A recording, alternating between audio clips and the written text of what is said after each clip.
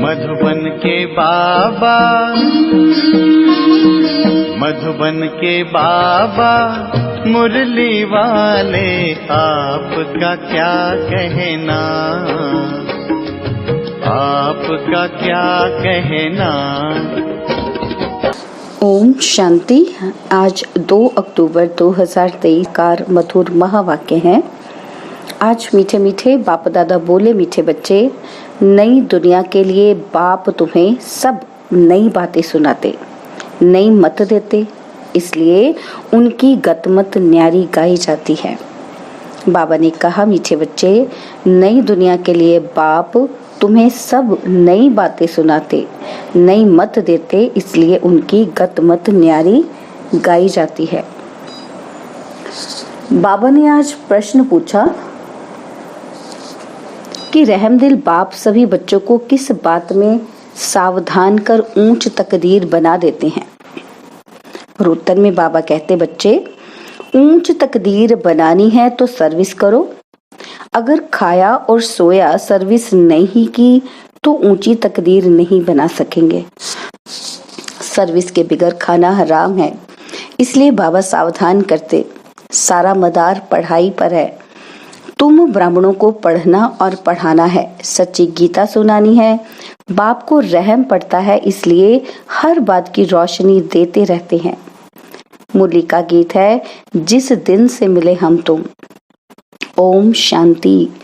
रूहानी बाप समझाते हैं, जब बच्चों को बेहद का बाप मिलता है तो हर एक बात नई सुनाते हैं, क्योंकि ये बाप नई दुनिया स्थापन करने वाला है। मनुष्य तो ऐसी नई बातें सुना न सके। बाप, जिसको हेवनली गॉड फादर कहा जाता है, वह बेहद का बाप स्वर्ग की स्थापना करने वाला है। नरक की स्थापना करने वाला है रावण। 5 विकार स्त्री में, 5 विकार पुरुष में, वह हो गई रावण संप्रदाय। तो यह नई बात सुनाई ना। स्वर्ग बनाने वाला है परमपिता परमात्मा, जिसको राम कहते हैं। नरक बनाने वाला है रावण, जिसका चित्र बनाकर वर्ष वर्ष जलाते हैं। एक बार जल गया तो फिर उनका एफिजी देखने में थोड़े ही आएगा। वह आत्मा जाकर दूसरा शरीर लेती है, फीचर्स आदि बदल जाते हैं। यह तो रावण के वही फीचर्स वर्ष वर्ष बनाते और जलाते हैं। वास्तव में जैसे निराकार शिव बाबा का कोई फीचर नहीं, वैसे रावण का भी कोई फीचर नहीं। वह रावण तो विकार है। बाप यह समझाते हैं, मनुष्य भक्ति मार्ग में क्या चाहते हैं। भगवान आते ही हैं भक्ति का फल देने व रक्षा करने, क्योंकि भक्ति में दुख बहुत है, सुख है अल्पकाल क्षण भंगुर। भारतवासियों का बिल्कुल दुखी जीवन है। कोई का बच्चा मरा, कोई का देवाला निकला, जीवन तो दुखी रहता है ना। बाप कहते हैं, मैं आता हूँ सभी का जीवन सुखी बनाने। बाप आकर के नई बात बताते हैं, कहते हैं, मैं आया हूँ स्वर्ग की स्थापना करने। वहां तुम विकार में नहीं जाएंगे, वह है निर्विकारी राज्य और यह है विकारी राज्य। अगर तुमको स्वर्ग का राज्य चाहिए तो वह बाप ही स्थापन करते हैं। नरक का राज्य रावण स्थापन करते हैं, तो बाप पूछते हैं, तुम स्वर्ग में चलेंगे? बैकुंठ की महारानी महाराजा विश्व के मालिक बनेंगे?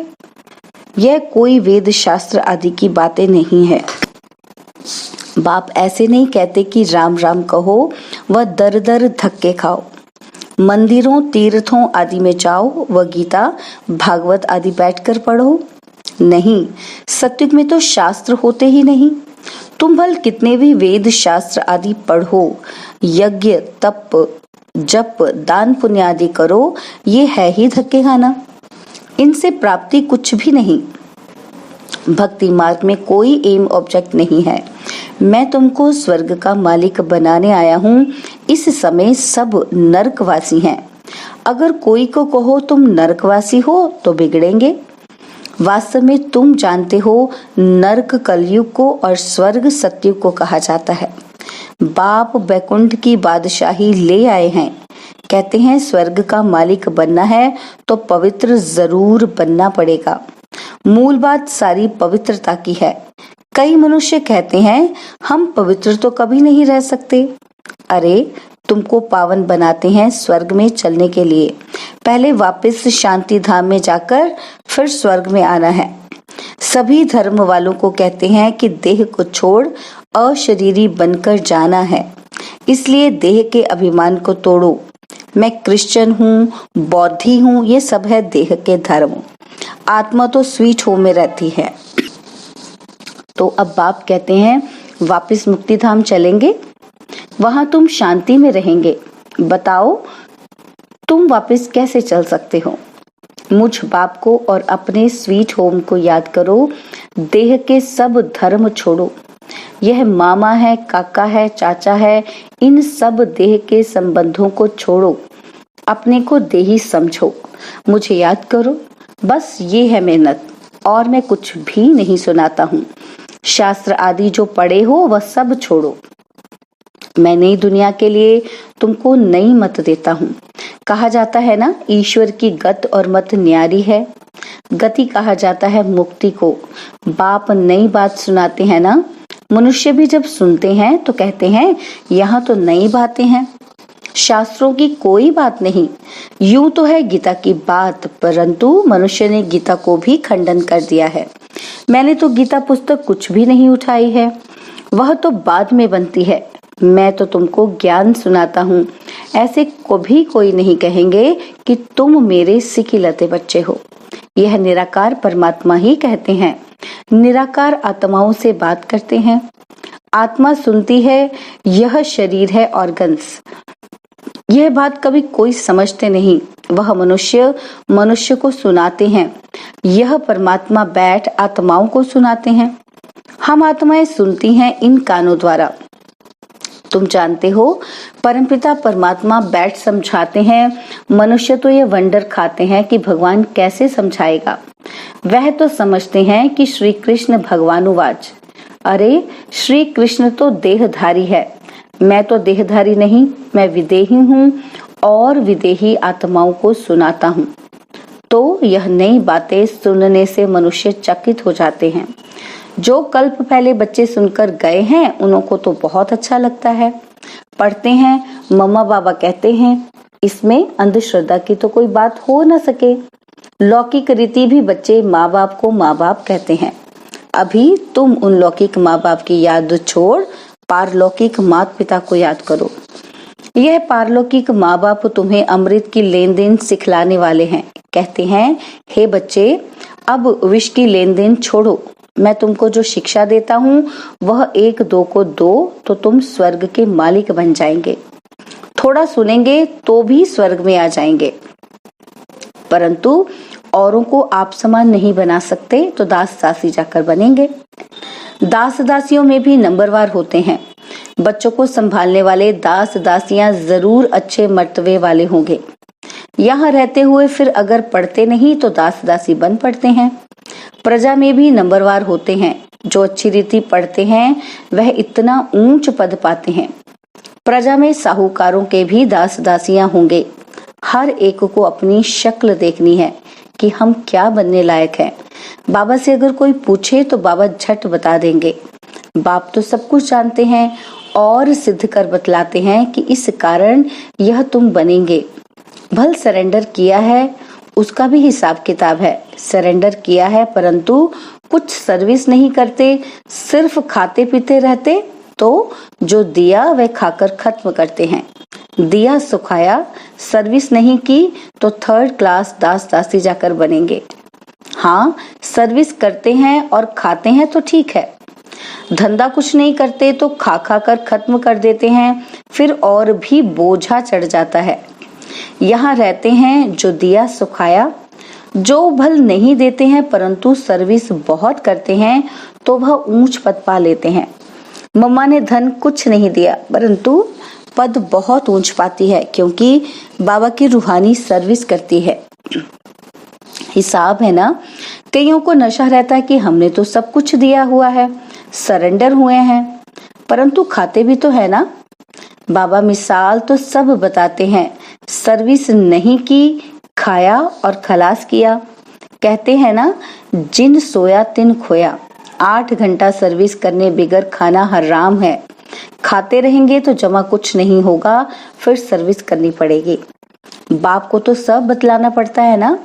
जो कोई ऐसे नहीं कहे कि हमको बतलाया क्यों नहीं, तो इसलिए बाबा सब कुछ बताते हैं। बाबा ने सब कुछ दिया और फिर सर्विस भी करते रहते हैं, तो ऊंच पद भी है। सरेंडर हुए और बैठ खाया, सर्विस नहीं की तो क्या बनेगा? श्रीमत पर नहीं चलते। बाबा खास समझा रहे हैं, ऐसे नहीं कि पिछाड़ी को कहे कि हमारा पद ऐसा क्यों हुआ। तो बाप समझाते हैं, सर्विस ना करना, मुफ्त में खाना, उसका नतीजा कल्प कल्पांतर का ये हो जाएगा। इसलिए बाबा सावधान करते हैं। समझना चाहिए कल्प कल्पांतर के लिए हमारा पद भ्रष्ट हो जाएगा। बाबा को रहम पड़ता है, इसलिए हर बात की रोशनी देते हैं। सर्विस नहीं करेंगे तो ऊंच पद पा नहीं सकेंगे। जो ग्रस्त व्यवहार में रहते सर्विस करते हैं, उनका पद बहुत ऊंचा है। सारा मदार पढ़ाई और पढ़ाने पर है। तुम ब्राह्मण हो, तुमको सच्ची गीता सुनानी है। वह तो कच्छ में कुरम उठाते हैं, तुम्हारे कच्छ में कुछ नहीं। तुम हो सच्चे ब्राह्मण, तुमको सच सुनाना है, सच्ची प्राप्ति करानी है। और सबने घाटा ही दिलाया है, इसलिए लिखा जाता है कि वह सब झूठ है। बाबा सच सुनाकर सचखंड का मालिक बनाते हैं। यह तो समझने की बात है। विश्व का मालिक बनना कम बात है क्या? सेंसिबल बच्चे जो होंगे वह तो प्लान बनाते रहेंगे।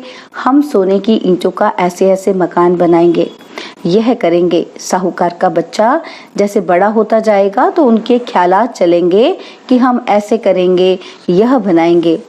तुम भी भविष्य में प्रिंस बनते हो तो शौक होगा ना कि हम ऐसे ऐसे महल बनाएंगे जो और कोई का नहीं होगा। यह ख्यालात उनके चलेंगे जो अच्छी रीति पढ़कर पढ़ाते हैं।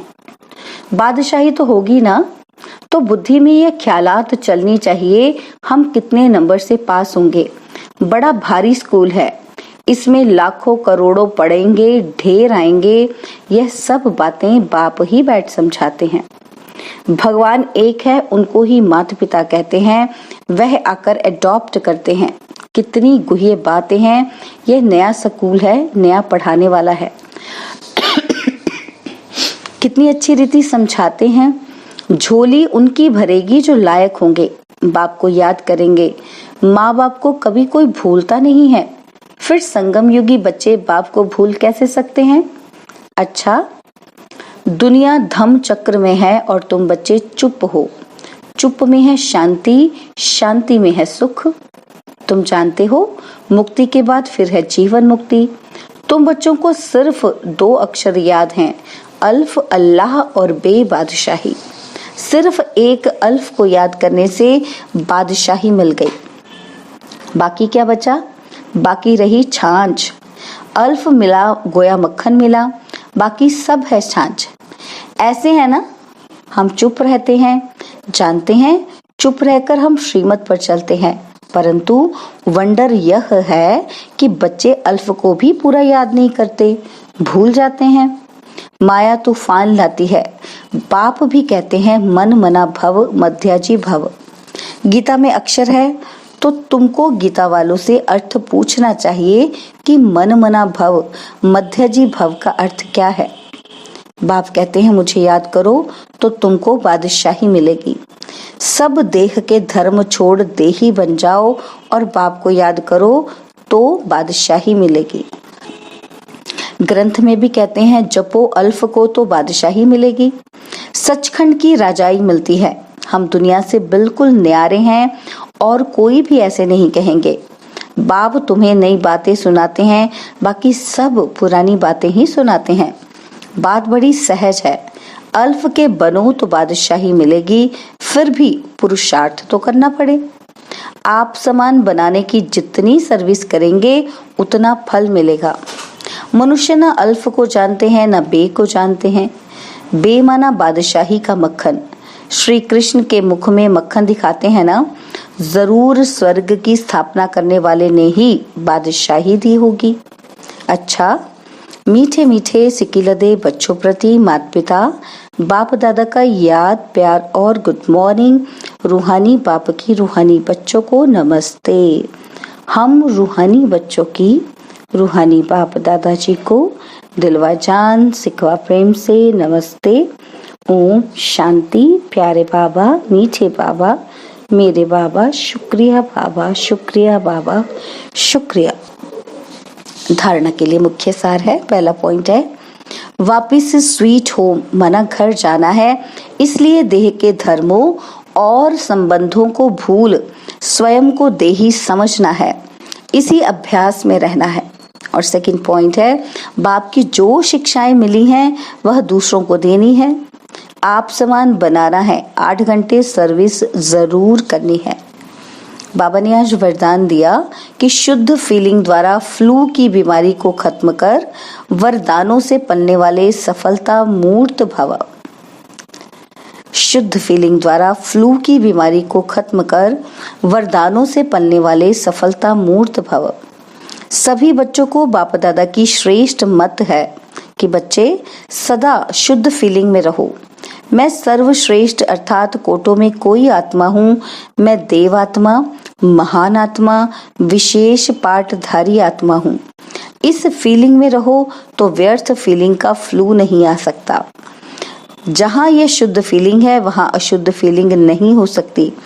इससे फ्लू की बीमारी से अर्थात मेहनत से बच जाएंगे और सदा स्वयं को ऐसा अनुभव करेंगे कि हम वरदानों से पल रहे हैं, सेवा में सफलता पा रहे हैं।